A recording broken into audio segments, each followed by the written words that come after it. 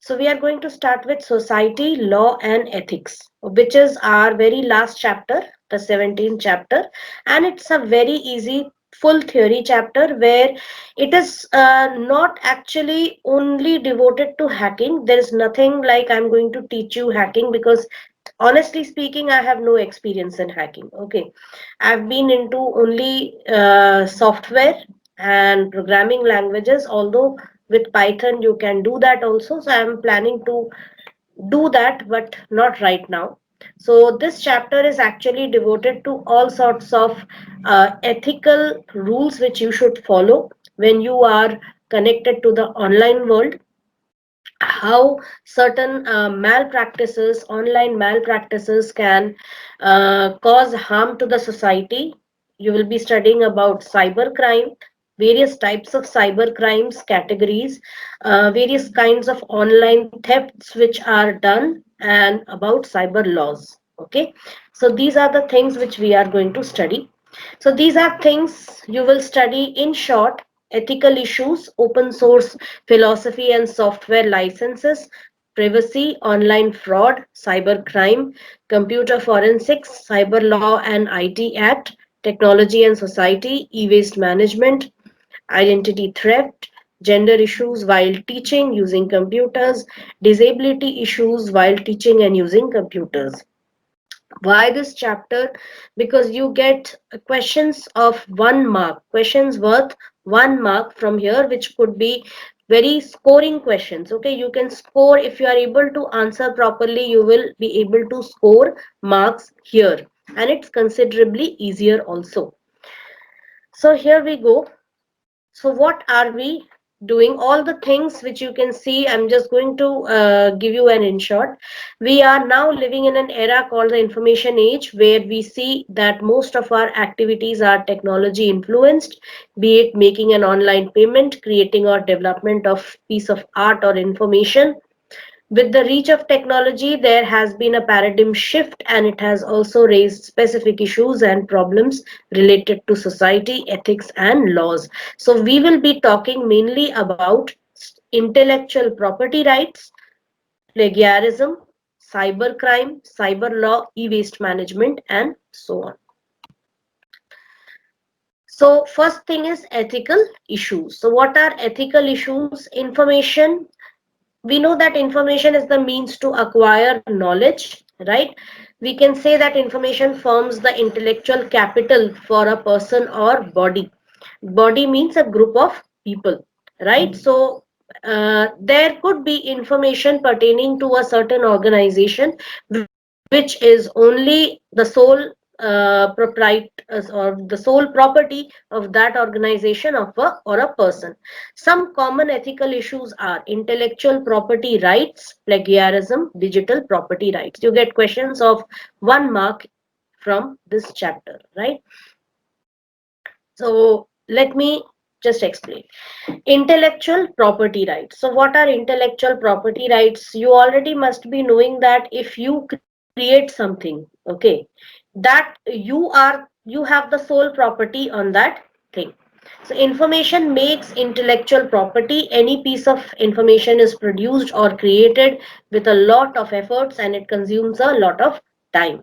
So here, you if you have created something, you might have invested money into it, you might have invested your time into it, right? So that is why you become the creator and producer of that information, the real owner of that information. So what things can you do to protect your rights? So here are certain guide points which we will be going through. Like encourages intellectual individuals and businesses to create new software. It encourages individuals and businesses to create new software and new software applications, as well as improving existing applications. So the intellectual property rights must be protected. For it, why intellectual property rights should be protected is because of this: ensures new ideas and technologies are widely distributed, promotes investment in the national economy. Next is plagiarism, that is stealing someone's work. The main thing is plagiarism means stealing. you get questions regarding plagiarism. Okay, so it is actually the standard definition is the unauthorized use or close imitation of the language and thoughts of another author and the representation of one's own original work. So plagiarism is stealing someone else's intellectual work. You may get questions like some kind of application based questions on this you will get, like uh, Priya is a freelance writer and she has been looking for a particular she has been looking for uh, suitable content for her new article. So somewhere she reads something similar and she just copies that, and she promotes it as her own work. So this is known as, this is an example of what? So you can write, this is an example of plagiarism. So any of the following acts would be termed as plagiarism, like using some other author's work without giving credit to the author. So normally you might have seen that whenever we are using something, you should always give a credit to that person, or if you have copied something from a website, you should always give a you should always mention that website from where you have taken the content. That is the reason why we have something known as bibliography.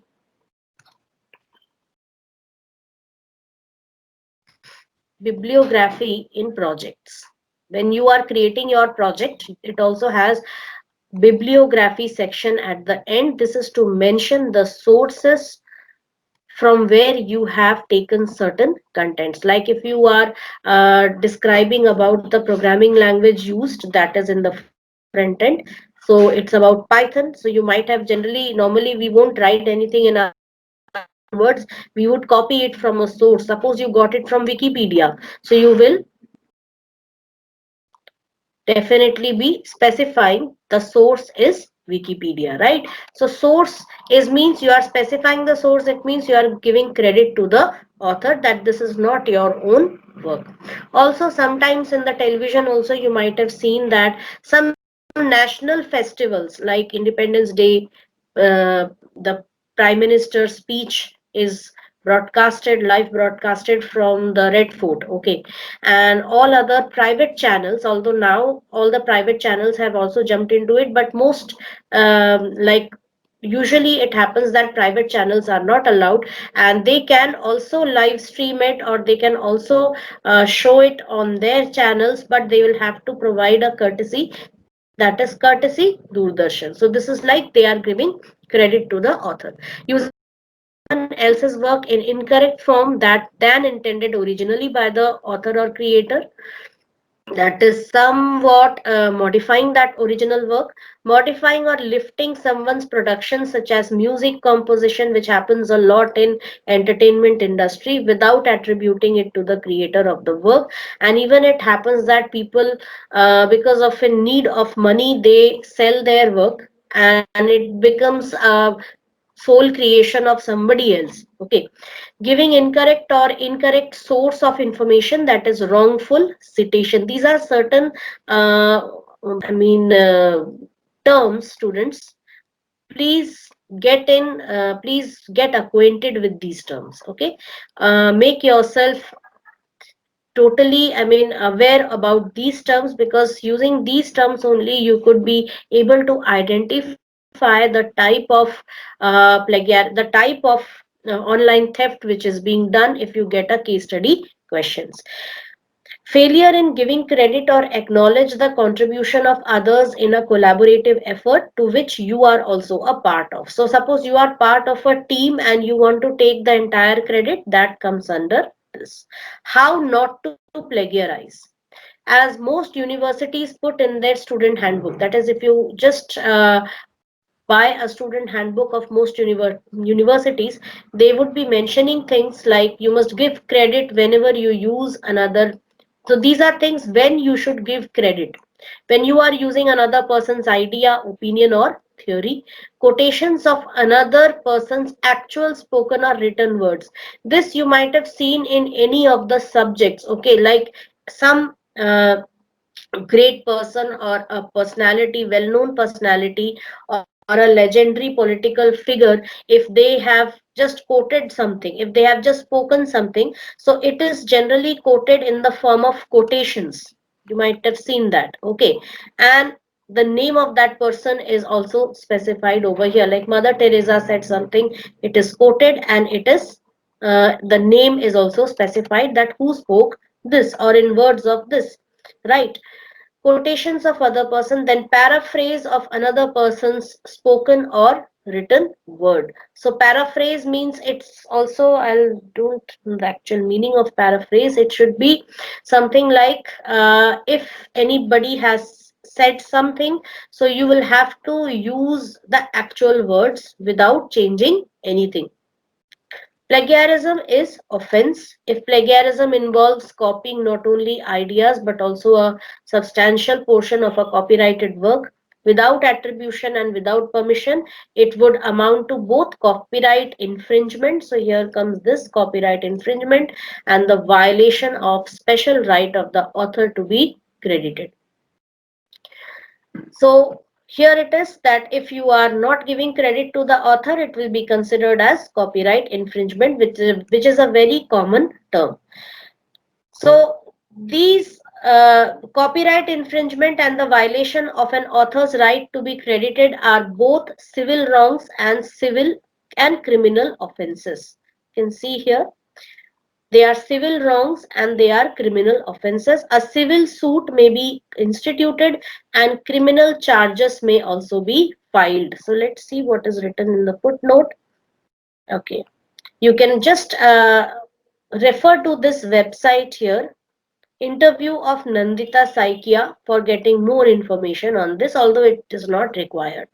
So means this kind of a case can be played or heard in a civil court, or it can sometimes, because if it involves the harm of individual's life, it may, criminal charges might also be filed, and it might also be heard in a sessions court depending upon the circumstances. Both civil suit and criminal charges are punishable offences and amount to fine and penalties, right? Digital property rights. Now, digital property rights means digital assets, all kinds of digital assets which you have. And examples are these: any online personal accounts, such as all your email accounts, your social media accounts, right? Any of your shopping accounts, any PayPal online payment gateway account, right? Video sharing account, video gaming account, all this come under digital assets. Not only that, but also your intellectual domain names registered in your name, intellectual property, materials, trademarks, patents, any software or code you have developed. Okay, all this comes under digital asset, right? So digital property rights lie with the owner. Legally, a person who has created it or the owner who has got it developed by paying legally is the legal owner of a digital property. If you have paid for something, right? So you become the digital owner of that property. For example, these days most softwares are also, they are cloud-based applications, and as well you can also download them on your system, but you need to sign in, if even if you are using that software. And so in order to sign in actually means that you need to purchase a subscription for that software. For example, Corel, Adobe CC. Okay, so what happens is this becomes, even and when you have paid something to avail a service or avail some digital asset, it becomes solely your property. Only the owner can use and decide who all and in what form can his or her digital asset may be used by the other, whether by making payments or by buying it or by obtaining its license or usage rights, etc. But this is not the case generally. There are many threats to digital properties. What are they? Some common threats are, we mostly use this, digital software penetration tools like cracks, keygens. Okay, you might have seen this. Even I am I also have been doing this, because we normally don't, we are reluctant to pay anything to purchase the software. Rather, we can use these penetration tools and use that software for free, because of which on my laptop I have to use CorelDRAW. I can use CorelDRAW, but I have to switch off my internet connection. I've tried a number of ways, but nothing seemed to work. If you people come across, see, I'm just talking just opposite to what is written over here. Tools, these are tools created by hackers to penetrate your software's registration system and enable unauthorized users to freely access your software. So what they do is, they make hackers, they use they develop cracks, they just penetrate into the internal code of the software and make changes, and they upload it on some kind of sites, websites, where you can, from where you can download these, like piratebay.org. Now Pirate Bay, you will, it was, I mean, so many times it has been banned and its domain has been removed, but they again, it, they keep creating multiple proxy domains, and they just keep on, it keeps popping up, right? But it is, if you use this, you have to be very careful, because it might uh, get into your system, steal data from your system. Until and unless you have a proper online protection software, or an like quick heal internet security, or if you're not using any particular protection software for your uh, or proper firewall on your computer, you may not get it. And sometimes you also, your, the firewall which you are using on your computer, on your operating system, it also blocks entry into those websites, right? So you have to be very careful if you are doing that. And also recently there had been a drive. Nowadays most of these websites, those websites are being closed down, and they are being chased by country's government also. If it, and if anybody is found trying to download or access these websites, they are also resorted to 3 years of imprisonment and 3 lakh rupees fine also. Stealing and plagiarizing codes of your digital property. Sometimes other developers somehow get hold of your software's source code, and then create plagiarized versions of your code and use it in their software. So they steal your software's source code and use it to build their own versions, and then sell it under their own company name. So this is also another threat to digital property. Digital property rights protection. So what can you do to protect your digital properties? One is anti-tamper. It is not temper, students, it is tamper solutions. There are many anti-tamper solutions available today which ensure that your digital property is tamper-proof. These anti-tamper solutions use a host of advanced technologies, discussing which is out of the scope over here, to prevent hackers from hacking, reverse engineering, or manipulating your digital properties, such as utility tools, software, apps, video games, and so forth. Second is legal clauses. Add legal clause in the clauses of your software or digital property. So you can create a terms of service. You might have seen this when you are installing most softwares on your computer. Normally we don't read that. We just scroll down and we just click on I agree. Until and unless you agree to that, you are not allowed to install that software. So this is also a legal backup for you. You are suppose logged into that website, or suppose you have done something which is against, which violates any of the clauses of the terms of service, your IP address can be tracked and you can be held responsible for that. Limit the sharing of software code. You should share your software code only with trusted individuals who are part of the development team. You should also use a digital rights management system, DRM solution, to protect your software from being scrapped for source code using decompilers, etc. I'm not sure what this is. I'll find out and clear that in the next class. Next is very important, open source philosophy. That is, what are open source softwares? So when you people were in ninth and 10th class, I had already explained to you, I had given a small insight into what is open source software.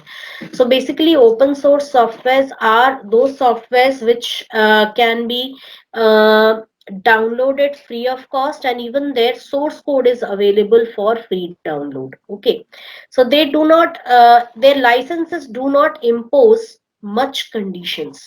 Such softwares generally give users freedom to run or use the software for any purpose, to study and modify the program. Just see this, they allow you to modify the source code and to redistribute copies of either the original or modified program without having to pay royalties to previous developers, right? So Linux is a very good example of this, because there are so many thousands of distributions of Linux which are available. Like you will find Red Hat Linux, you will find Fedora, Mint,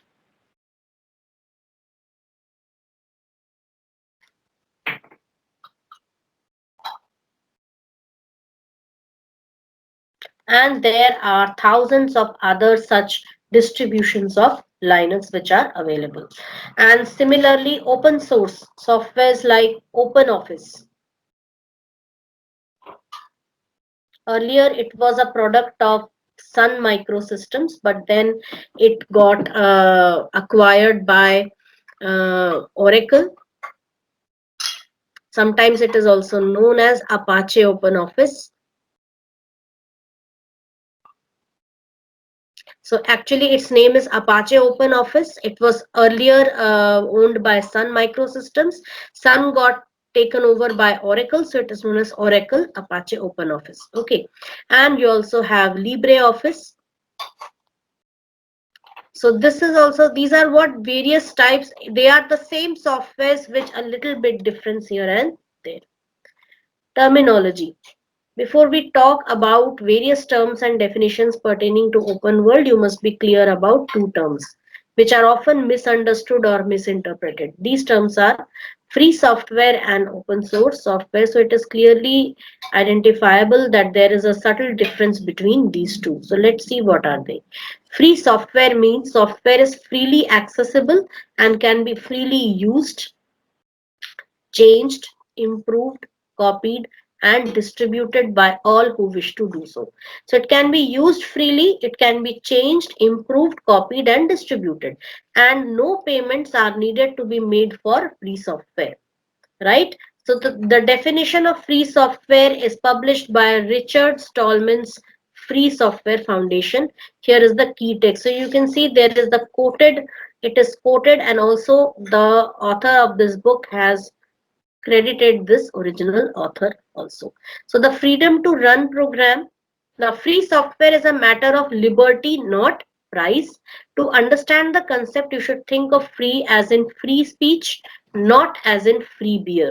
Okay, there is a difference between the two. You are free to talk, but you are not free to have free beer. Free software is a matter of users' freedom to run, copy, distribute, study, change, and improve the software. It refers to four kinds of freedom. The freedom to run the program for any purpose, that is freedom 0. Freedom to study how the program works and adapt it to your needs, that is freedom 1. Access to the source code is a precondition for this. The freedom to redistribute copies so that you can help your neighbor. This is freedom to redistribute copies. That is, if you have made any changes or any additions into the source code, you can uh, recompile it, create a new version, and distribute it once again to people whom you want to do. The freedom to improve the program and release your improvements to the public so that the whole community benefits. Access to the source code is a precondition, so you have access to source code. A program is free software if users have all of these freedoms. So a user should have all these four types of freedom: freedom 0, freedom 1, freedom 2, and freedom 3, if that software has to be a free software. And what is open source? It can be freely used in terms of making modifications, constructing business models around the software, but it does not have to be free of charge. Okay, sometimes some open source softwares are free of charge, sometimes they can be downloaded freely, but sometimes they can also be not free of charge, right? So here the company constructing the business models around open source software may receive payments concerning support further development. One company created it as open source software, as a free software. It can be taken by some other company and they can redistribute it uh, as a paid software also, right? So then it becomes an open source software. So what is important, the usage might not be free. Usage of the software might not be free, may or may not be free, but the source code is available for free. This is main which you have to remember in terms of open source software. So philosophy of open source, let's see. It is officially defined by the open source definition at this website. You can just open this website and learn more about. So it states that open source doesn't just mean access to the source code. The distribution terms of open source software must comply with the following criteria. Let's see. Free redistribution. No restriction on the redistribution of the software, whether as a whole or in part. There shouldn't be any kind of restriction when the software is redistributed wholly or partly. Source code program must include source code and must allow distribution in source code as well as compiled form. That is, whether some people might think that okay, I'll only give the compiled object code, but no, you have to provide the source code as well. Derived works, the license must allow modifications and derived works and must allow them to be distributed under the same terms as the license of the original software. So these are few things which you can just go through, you can just read them, like integrity of the author's source code. The integrity of author's source code must be maintained. Any additions, modifications should carry a different name or version number from the original software. This is important. If you are modifying something, firstly you should not delete anything from it. Any original constraint or any original code should not be deleted, but you can make additions and modifications, and you should redistribute nothing. It should not make you, it's not like you are redistributing it using the same name. You have to change the name of it, right? Like for example, Apache Open Office, so there it was taken, it is one version, the look and feel is different, and LibreOffice, some more additional options are given to it, the look and feel is different, and it has been re-released by a new name. No discrimination against persons or groups. The license must not discriminate against any person or group of persons. No discrimination against fields of endeavor. It may not restrict the program for being used in a business. Where it can be used, that should also not be restricted. Distribution of license. Rights attached to the program must apply to all to whom the program is redistributed. That is, all the rights attached to it should be passed on to the person to whom it is redistributed. License must not be specific to a product. So there must not be any restrictions on the rights attached to the program. That is, there should not be a condition on the programs being part of a particular software distribution. So you can just go through all these points, students. A software which is free as well as open belongs to the category first, free and open source software. So this is a combination of the two. Some definitions are given, please go through them, like OSS and FLOSS, which is open source software, and FLOSS free, Libre and open source software, or free, Liver and open source softwares. Okay, so Libre is a Spanish word and this is a Portuguese word which means freedom, right? So this LibreOffice means free office. Understood? So GNU refers to GNUs, not Unix. The GNU project emphasizes on freedom. Actually, it is generally GNU stands for generally not Unix, right? So the GNU project was initiated by Richard M. Stallman with an objective to create an operating system. With time, GNU project expanded and now it is not limited to only an operating system. It provides a wide range of softwares, including applications apart from operating system. Like if you want to use any software which is similar to Photoshop, because Photoshop is a proprietary software, not a free or open source software. So you can go for GIMP. It will be almost similar to a similar software like Photoshop, but not as powerful. So you will find free and open source counterparts of all proprietary softwares which you are using, but it doesn't mean that they are as effective and efficient as the proprietary ones. So FSF is Free Software Foundation. FSF, many a times you get a question from this. So please read this carefully. Okay, it's a non-profit organization created for the purpose of supporting free software movement.